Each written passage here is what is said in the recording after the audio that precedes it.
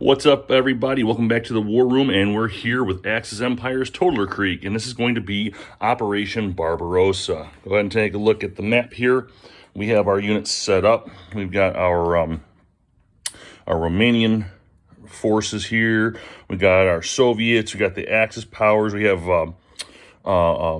Hungarian forces. We got some Finnish forces up here, and we are now doing the second part of the learning phase for Totaler Krieg, which is, well, Operation Barbarossa. So from the last game, Operation Case White, we took over Poland, as you can see. All right. Now, Hitler's going to do his nut job thing and try to invade Russia. All right. And so we're going to try to invade it and see what we can do. Now, right away, from what I see a lot of spread out units for the Russian forces here. This guy here is in a weird spot there. All right. But they do have a pretty decent force pool over here. I don't know if you can see that. But the Germans bring even more. But in this session, we're going to be learning about mud and weather effects.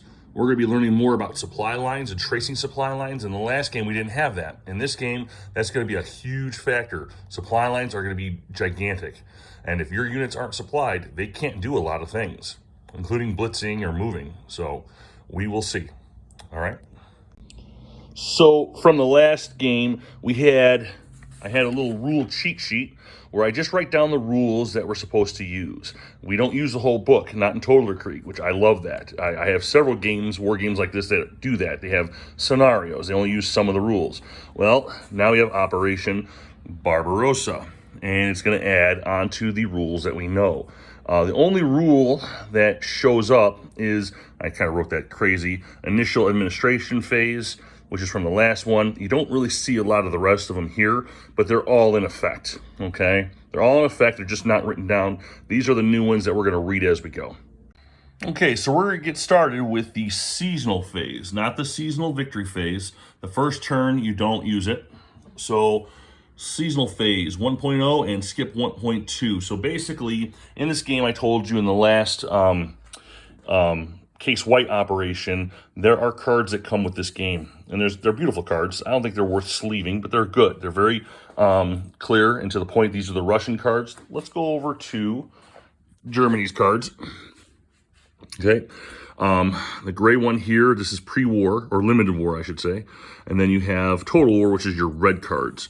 So these have been pre-selected by the scenario, and I'm playing it per the card that's supposed to be played for the scenario, and it's going to be Operation Barbarossa. We're not going to pay attention to the selection requirements. We're going to assume that they've been met, okay?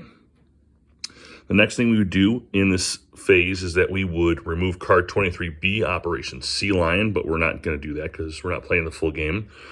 And then you may select one neutral country and apply declare war. Well, in this scenario, we don't have to do that because Finland is considered to be part of our team. And in, what is this? May, June, that's that Axis turn marker right there. They're not allowed to move or invade Russia, and Russia neither. They can't do it either. So the first turn, they're not going to be doing anything anyway. Okay? Sorry for making you dizzy. So we go to the next one, which is declare war, or total war is now in effect. Okay, so basically we are now in full war, and we're going to handle some things here, okay? Germany already has a gigantic force pool because obviously they've prepared for an invasion, and Russia has nothing really prepared to help. There is outbreak at war, 12.2, but there are no units there. And Russian emergency mobilization won't come until the end of the turn. So this is what my forces are looking like for Russia and then for Germany. And as you can see, Germany's pretty ready to go. All right. Next, we're going to add to our force pool, and we're going to do that right now.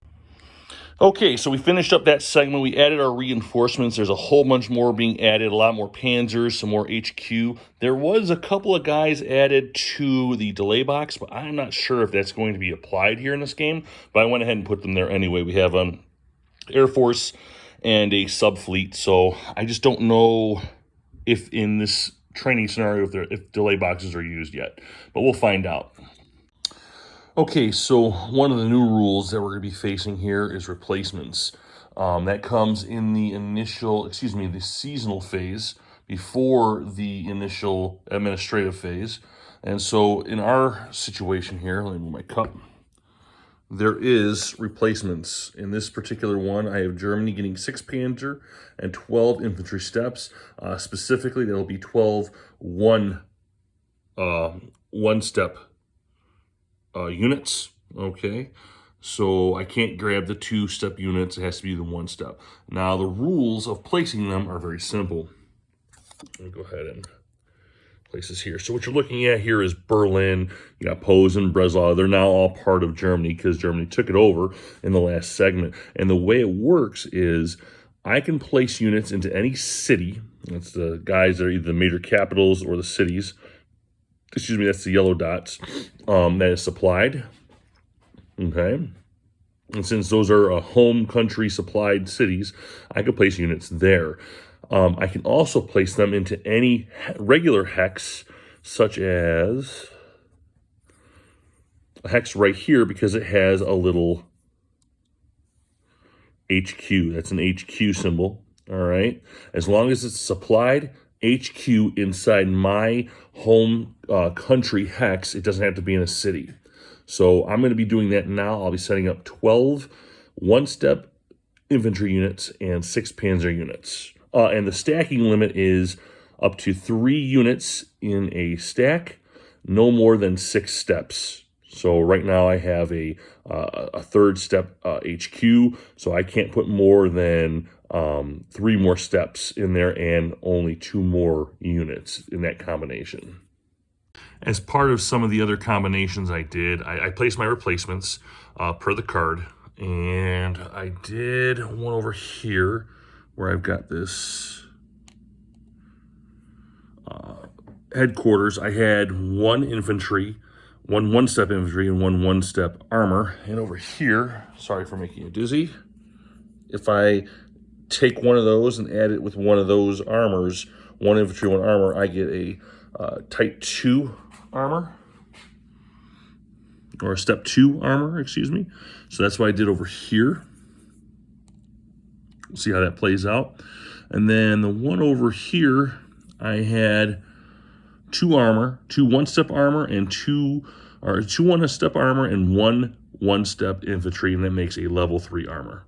So that's here in Posen, I believe. Yeah, it's Posen. Okay. And so I've done my combinations, and we'll see how this plays out. Operational movement phase. So I went ahead and started moving everybody in on the Axis side into a better position to attack. And keep in mind, I do have 2 support units on the board, the airplanes, the Air Force planes. I had 1 get intercepted here. It's sitting in the delay box. I don't know how that rule works, but I'm sure I'm going to learn soon. And I have 1 Axis unit down here, along with my Romania allies. And we'll see what happens in the combat phase.